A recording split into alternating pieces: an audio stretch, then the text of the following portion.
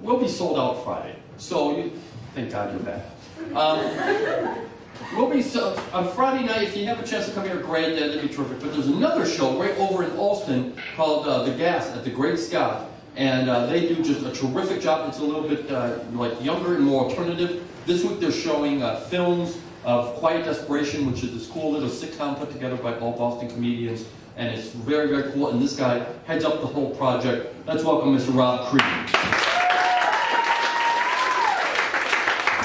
Thanks for calling me the Quiet Desperation Show. That's great. It's a sitcom that we do, and we're showing all the episodes. One of the episodes that I'm in, the first episode that I'm in, the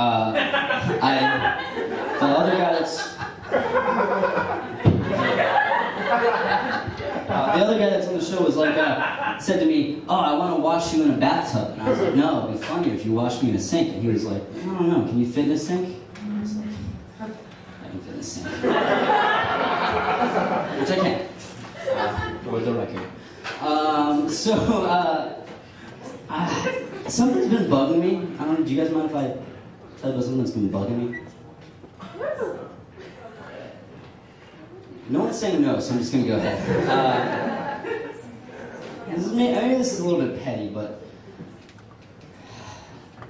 you know the part in Star Wars where Luke's aunt and uncle first buy R2-D2, and then the hologram of Princess Leia is like, "Oh, Obi-Wan Kenobi, you're the only one that can save me," and Luke's aunt and uncle are like, "Oh, maybe she means Ben Kenobi," and then it's because Obi-Wan's living under an assumed name, but his assumed name is the same last name, just a different person. That doesn't make any sense. Like, Darth Vader's just flipping through the Tatooine phone book, and he's like, "All right, let's see, Ben Kenobi and Zach Kenobi. No Obi-Wan. All right, next point." It doesn't make any sense.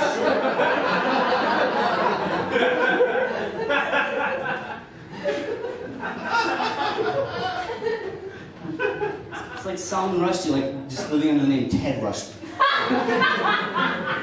Fine with that. They would at least assume he's a relation and check up on it. I recently lost my job. I don't know why, but it was tough, man. It's tough. But you know, it's okay. Because you know what they say? When God closes the door, he opens the window. And gently suggest that you jump. Actually, before I got laid off, I worked at a thrift store warehouse, and I worked with like 6 people, not a lot of people, and in the past year, 2 of them were hospitalized for attempted suicide, which is a crazy percentage. And one of the people that was hospitalized was this girl that I don't want to say her name. For anonymity purposes, I'll call her Kevin.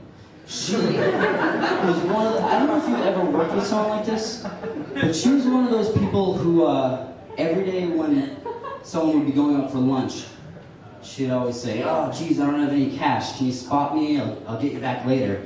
But then you'd have to like track her down to get you the money. She wouldn't just give it to you on her own.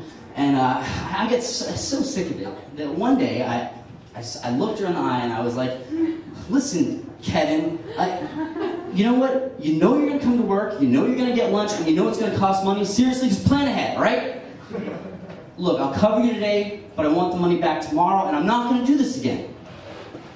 And that night, she went home, and she slit her wrists and her ankles. And she was hospitalized for 6 weeks. So, of course, I couldn't help but feel that she would do anything to get out of giving me that money back. I mean, that's not reasonable. That joke's kind of... Some people think that's in bad taste, but it's okay, I can tell that joke. I'm suicidal, it's alright. You might not know to look at me. Half suicidal. On my mother's side.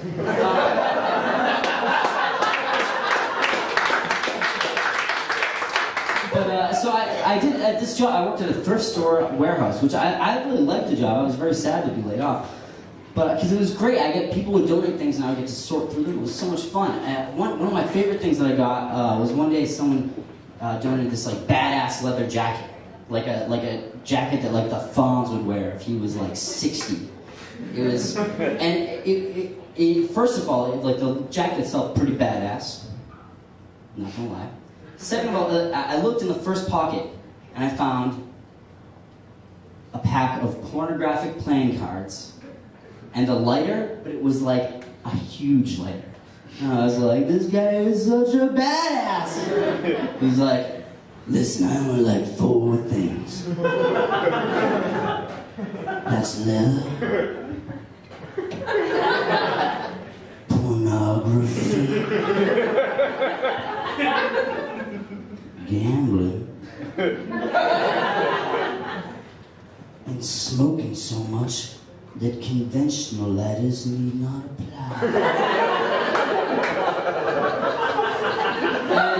And then I looked in the other pocket, and there was a sheet of paper that was a list of AA meetings.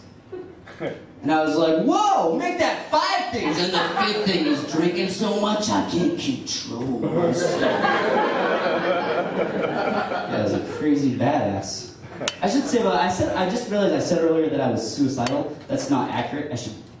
What I actually was, I'm obsessed with my own death, which is different. I think about my own death like I think about going back to college. You know, like I'm 31 now. It's like every day I don't go back to college, it's less and less likely that I ever will. And I kind of feel like with my own death, it's like if I died tomorrow, I think a lot of people would probably be pretty sad. But every day that I'm out there interacting with people, fewer and fewer.